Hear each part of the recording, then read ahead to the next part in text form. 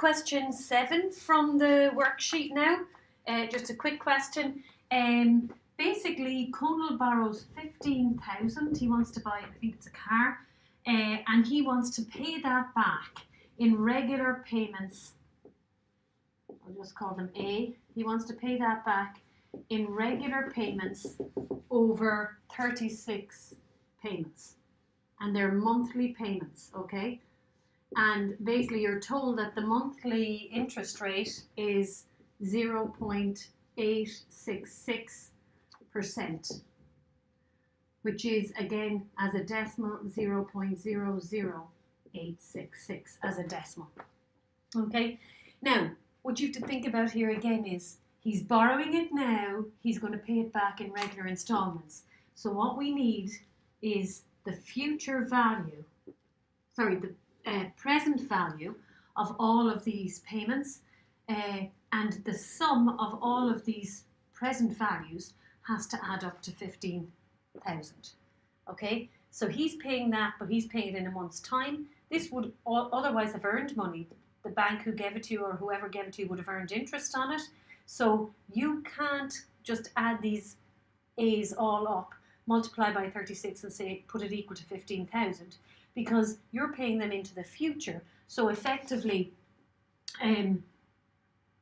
you have to take into account their present value when you work out what these need to be in order to be worth 15,000 at the present time, okay?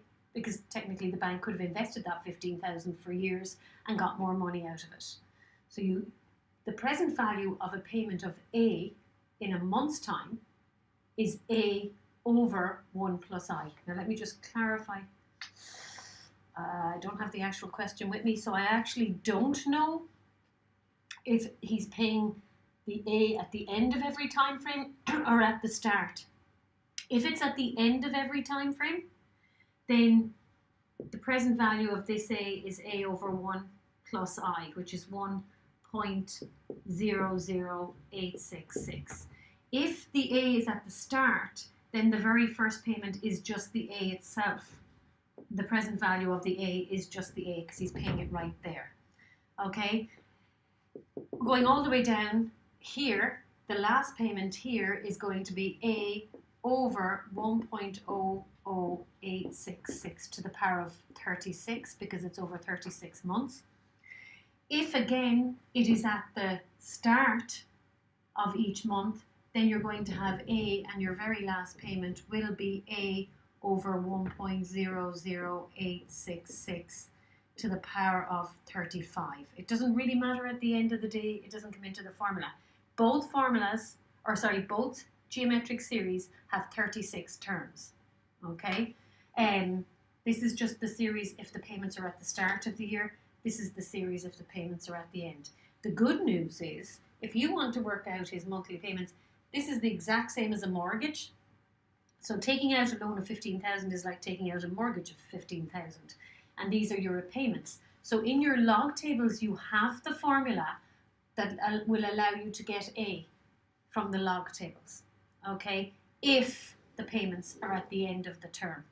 I genuinely can't remember. I don't have the question because I have to look at my laptop and my laptop is recording. So it could be the case that the answer for this is literally just to use your mortgage formula from your log tables. This is your P, okay? These are your monthly payments, which is what you're looking for, the A. You know your interest rate, you know your N, and you just put it into the formula.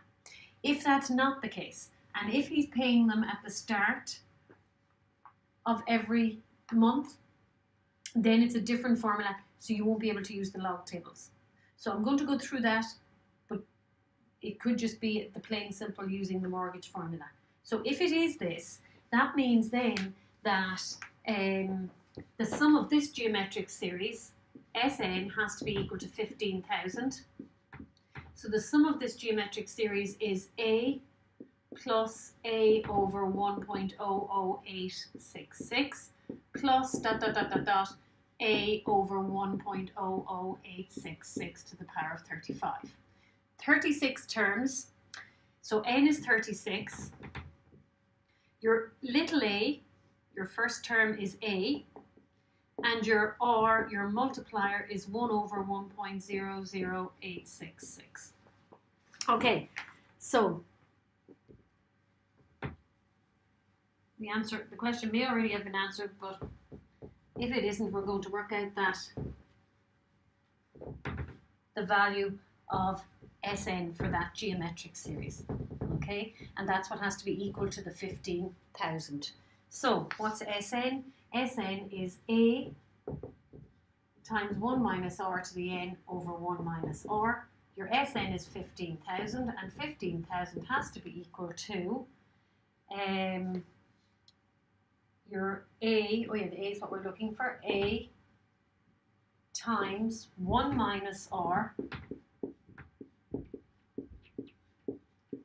to the power of n over 1 minus r. Now, we don't need to do a whole lot of messing around with the tidying up.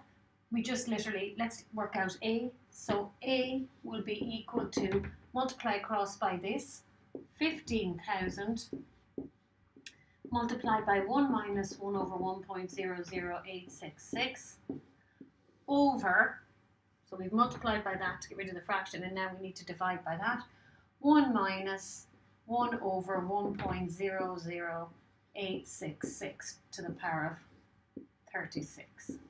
Okay? And stick that into the calculator. That should be your regular payments if they are being made at the start of the term. If they're not, you just use the mortgage formula from the log tables. So let me just quickly put that in. 15 times 1 minus 1 over 1.00866 over 1 minus 1 over 1.00866 to the power of 36, which is equal to 482.59.